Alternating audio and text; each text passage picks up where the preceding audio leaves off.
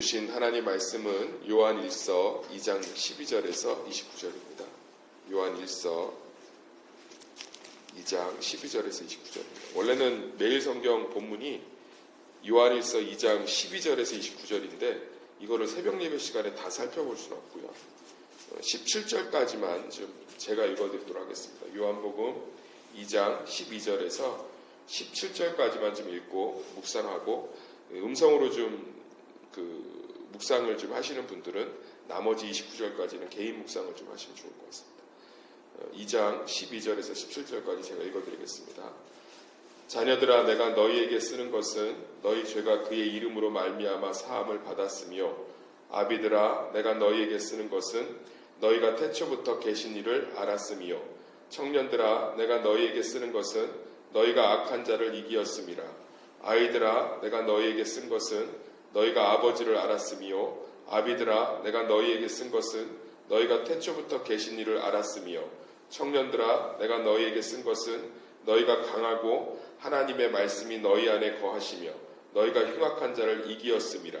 이 세상이나 세상에 있는 것들을 사랑하지 말라. 누구든지 세상을 사랑하면 아버지의 사랑이 그 안에 있지 아니하니, 이는 세상에 있는 모든 것이 육신의 정욕과 안목의 정욕과 이생의 자랑이니 다 아버지께로부터 온 것이 아니요 세상으로부터 온 것이라. 이 세상도 그 정욕도 지나가되 오직 하나님의 뜻을 행하는 자는 영원히 거하느니라. 아멘. 하나님의 뜻은 영원합니다 라는 제목을 가지고 말씀을 좀 살펴보도록 하겠습니다. 한번 좀 따라해 볼까요? 하나님의 뜻은 영원합니다. 오늘 사도 요한이 마음이 부릴 듯해요. 2장 12절에서 17절 메시지를 쓰면서 그래서 온갖 호칭을 다 쓰고 있습니다. 자녀들아, 아비들아, 청년들아, 아이들아. 그러니까 뭐예요? 전 세대가 좀 반드시 좀 들어라. 교회 안에 참 다양한 세대들이 있죠. 그 세대들 전체를 향해서 하신 메시지가 이제 사도 요한이 있는 거예요. 그게 뭐냐면, 우리가 죄사함을 받았다, 태초부터 계신 이를 알았다, 악한 자를 이겼다, 아버지를 알았다, 하나님 말씀이 너희 안에 있고 흉악한 자를 이기었다. 이게 무슨 얘기예요? 너희가 예수님을 믿는 자들이 아니냐. 가장 귀하고 소중한 예수 그리스도를 선물로 받은 자들이 아니냐. 너희가 예수의 신앙을 갖고 있는 사람들이 아니냐. 그런데 어떻게 세상의 가치를 마음껏 따라가고 있느냐. 이게요, 세상이라고 하면 우리가 뭘 착각하기가 좋냐면 퇴폐, 향락, 술, 도박 아니에요. 지금 사도 요한이 그대로 직설적으로 얘기하고 있는 게 뭐냐면 세상의 가치관이에요. 그걸 어떻게 할 수 있냐면 17절이 얘기하잖아요. 이 세상도 그 정욕도 지나가되 오직 하나님의 뜻을 행하는 자는 영원히 거하느니라. 우리가 신앙생활을 하면서 정말 안타까운 게 뭐냐면 말씀이 내 삶의 가치관화 되어 있지 못하다. 그러니까 내가 반찬을 고르면서, 내가 사람에게 단어를 쓰면서, 내가 그 사람의 말 때문에, 그 말 단어 하나 때문에 상처를 받으면서, 내가 자녀를 바라보면서, 내가 남편과 대화하면서, 내가 설거지를 하면서 우리 삶에 있는 수많은 선택과 고민에서 성경 말씀이 가치관화 되어 있지 못하다. 그 얘기를 지금 사도 요한이 하고 있는 거죠. 그러니까 너희가 하나님의 뜻을 알고 하나님을 믿고 가장 좋은 것을 가지고 있다는 거예요. 그런데 하나님 말씀 안에 다 답이 있고 하나님의 신앙 안에 다 답이 있어요. 성경 안에 모든 것들이 다 있는데 이것에는 전혀 관심이 없고 육신의 정욕, 안목의 정욕, 이생의 자랑, 이게 다 가치관이잖아요. 세상은 딱 이 한 가치관이에요. 육신의 정욕, 이생의 자랑, 안목의 정욕, 보는 거, 자기 뽐내는 거, 자기 육신을 쾌락을 주는 거, 요 가치관만 열심히 쫓아가고 있구나. 안타까운 거죠. 선교를 가면 선교지가 대부분 우리나라보다 경제적으로, 산업적으로 발전하지 못했습니다. 그럼 이제 마지막 날 한 이틀 정도는 선교를 한 2주 정도 가면 기념품을 사고 관광을 좀 하면서 힐링을 하는 시간이 있어요.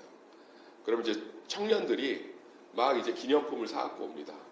기념품을 사갖고 오면 그 옷이나 양말 같은 거를 사갖고 올 때가 있어요. 물론 이제 그 나라를 상징하니까 사갖고 온 건데, 그러면 이제 선교사님들이 꼭 하는 말이 있어요. 아유, 한국 양말하고 한국 옷이 제일 좋은데 이걸 뭐하러 사갖고 왔어. 그래갖고 한국 돌아와서 세탁기에 돌리면 그냥 한 색깔로 다 변해요. 우리나라 섬유 강국입니다. 그 선교지 갈 때 우리나라 양말하고 우리나라 옷 같은 거 챙겨가면 너무너무 좋아요. 우리나라 엄청 그 옷을 잘 만들고 우리는 맨날 입다 보니까 익숙해서 그런데 굉장히 튼튼하고 물도 안 빠지고 물 안 빠지죠. 근데 우리 한 10년, 20년 전만 해도 물 빠지는 거 염려했잖아요. 똑같아요. 좀 약소한 나라 가면 섬유 같은 것들이 개발이 잘 안 돼서 굉장히 옷도 금방 늘어나고. 그러니까 뭐예요? 아니 한국에 더 좋은 옷하고 더 좋은 양말이 더 싸게 파는데 천진데 그걸 뭐하러 돈 주고 사오냐. 한국에서 못 구하는 것들 뭐 꿀이라든지 뭐 이 나라의 특산품들을 사갖고 오지라고 선교사님들이 안타까워하실 때가 있어요. 그거하고 뭐 비교할 수 없는 안타까움으로 지금 사도 요한이 얘기하고 있는 거죠. 아비들아, 자녀들아, 청년들아, 아이들아, 죄사함을 받아놓고 태초부터 계신 하나님의 뜻을 알고 악한 것을 다 이기고 아버지를 알고 예수의 백성 된 사람들이 어떻게 그렇게 말하는 거, 생각하는 거, 행동하는 게 하나님의 가치관과 하나님의 뜻과는 너무 멀지 않니? 그러니까 세상의 가치관 딱 하나거든요. 16절 한번 읽어볼까요? 16절 시작. 이는 세상에 있는 모든 것이 육신의 정욕과 안목의 정욕과 이생의 자랑이니 다 아버지께로부터 온 것이 아니요 세상으로부터 온 것이니라. 15절도 읽어보겠습니다. 시작. 이 세상이나 세상에 있는 것들을 사랑하지 말라. 누구든지 세상을 사랑하면 아버지의 사랑이 그 안에 있지 아니하니라. 그러니까 우리가 하나님이 아닌 하나님의 뜻과 하나님의 가치가 아닌 세상의 가치를 붙들고 있으면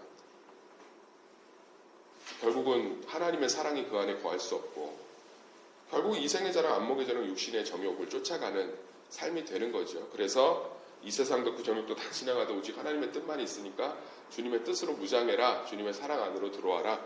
이런 얘기를 하고 있는 거죠. 이제 하나님의 뜻하면 우리는 이제 뭐 되게 복잡할 거라고 생각하잖아요. 하나님의 뜻하면 착각하는 게 이제 두 가지예요. 하나는 뭔가 이제 분명한 응답. 하나님 제가 이사를 가야 되는데 어떻게 좀 신림으로 갈까요?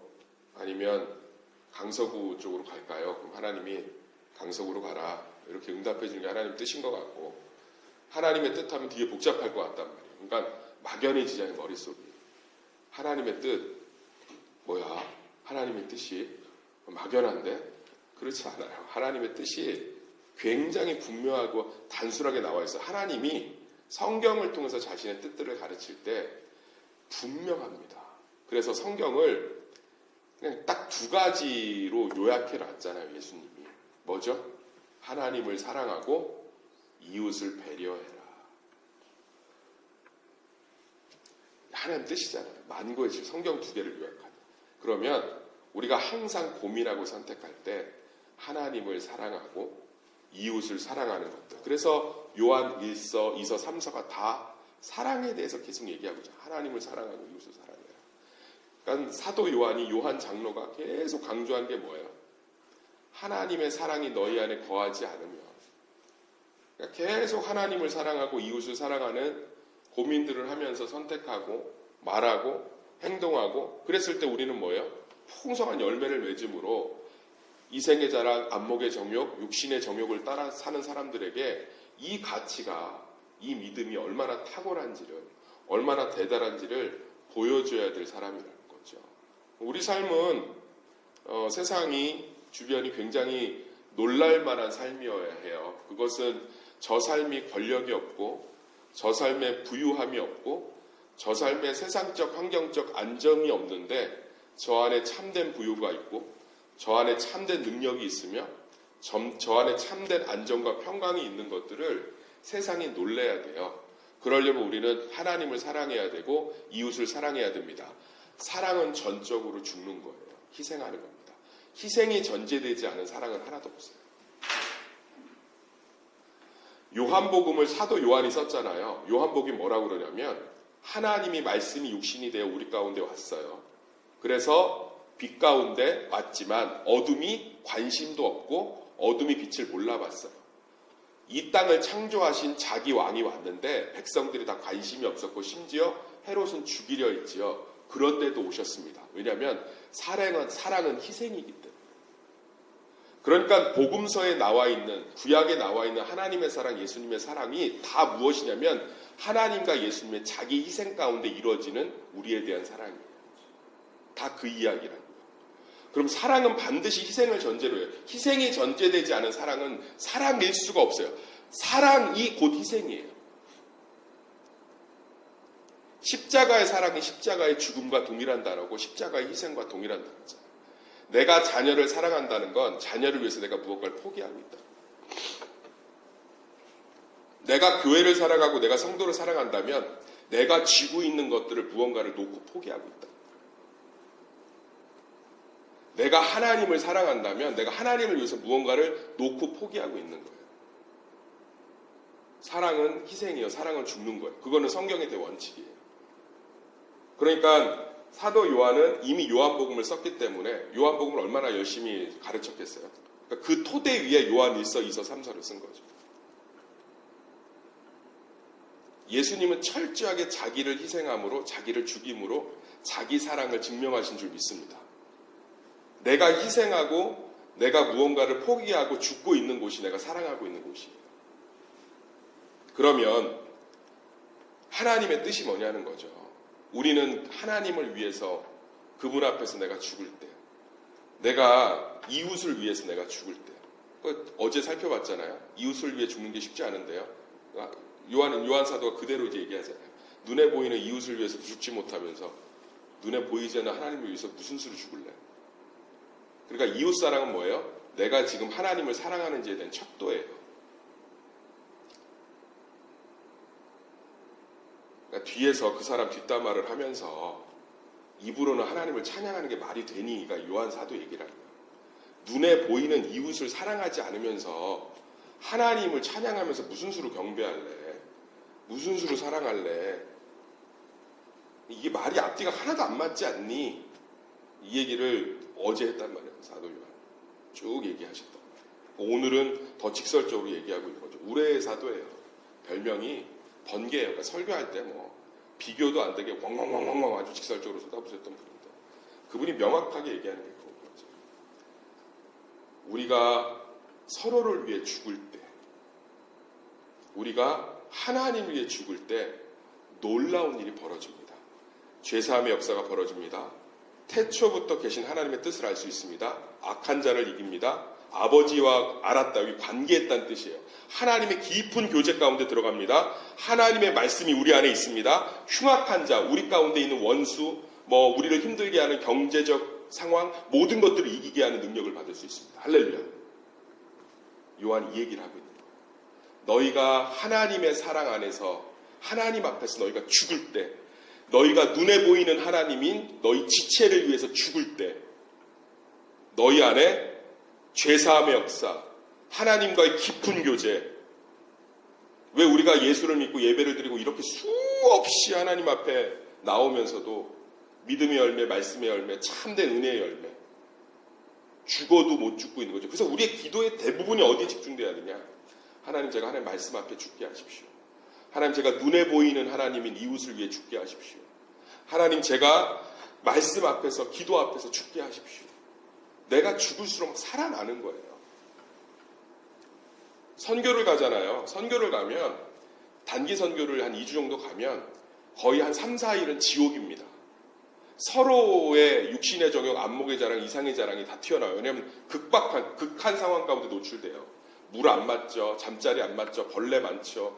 막 뱀 있지요. 향신료 때문에 먹을 거 하나도 못 먹지요. 사역은 엄청나게 빡세지요. 잠 못 자지요. 덥지요. 습하지요. 그러면 자기 안에 있는 이 쓴뿌리들이 다 드러납니다. 이렇게까지 서로 악했나 싶을 정도로 24시간 또 같이 있지요. 다 드러나요. 그러면서 철저하게 한 3, 4일 동안 무슨 일이 벌어지느냐? 자기가 죽어요. 깨진다고요. 선교지 가면 아무것도 할 게 없거든요. 그러고 나면 이 안에서 뭐가 살아나요? 눈에 보이는 하나님인 이웃에 대한 희생이 살아나요. 눈에 보이지 않는 하나님에 대한 희생이 살아나요. 그러면서 천국이 돼요. 선교를 한번 갔다 온 사람들은 반드시 또 갑니다. 왜? 너무 좋은 거예요. 내가 죽고 그리스도가 살고, 내가 죽고 하나님이 산 경험이, 내가 죽고 눈에 보이는 하나님인 이웃이 산 게 너무너무 이게 뭔지를 알기 때문에 잊을 수가 없는 거죠. 사랑하는 새소망교회 새벽 성도님들, 우리가 오늘 요한의 메시지 가운데 들어갔으면 좋겠습니다. 우리는 요한의 그 놀라운 메시지의 축복을 마음껏 누릴 수 있습니다. 죄사함, 하나님과의 관계, 이김, 승리, 우리 안에 있는 능력, 모든 것을 파하는 지혜, 이 모든 것들이 하나님을 사랑하고 이웃을 사랑함으로 우리는 지금도 우리의 것입니다. 이미 예수님을 믿기 때문에, 예수 안에 있기 때문에 마음껏 열매 맺을 수 있는 줄 믿습니다. 말씀 앞에서, 눈에 보이는 하나님인 이웃 앞에서 나를 조금씩 죽여갈 때, 그리고 성령 안에서 그것들이 죽어질 때 하나님의 놀라운 역사가 벌어진 줄 믿습니다. 성령이 나를 향한 역사들을 뒤돌아보시면 다 나를 죽여가고 있는 거예요. 계속 나를 깎아가고 죽여가고, 그러면서 뭐 하고 있는 거예요? 하나님의 일들이 우리 가운데 계속 이루어지고 있는 거예요. 여기 있는 저도 마찬가지죠. 모든 삶 가운데서, 모든 사건 가운데서, 모든 말들 속에서 제가 죽고 있는 거죠. 제가 제일 먼저, 제가 더 많이 죽는 것 같아요. 죽으면 죽을수록 그리스도가 일을 하시는 줄 믿습니다. 그 놀라운 일들을 통해서 이 승리들을 거두시는 우리 새벽 성도들 되기를 간절히 축원합니다.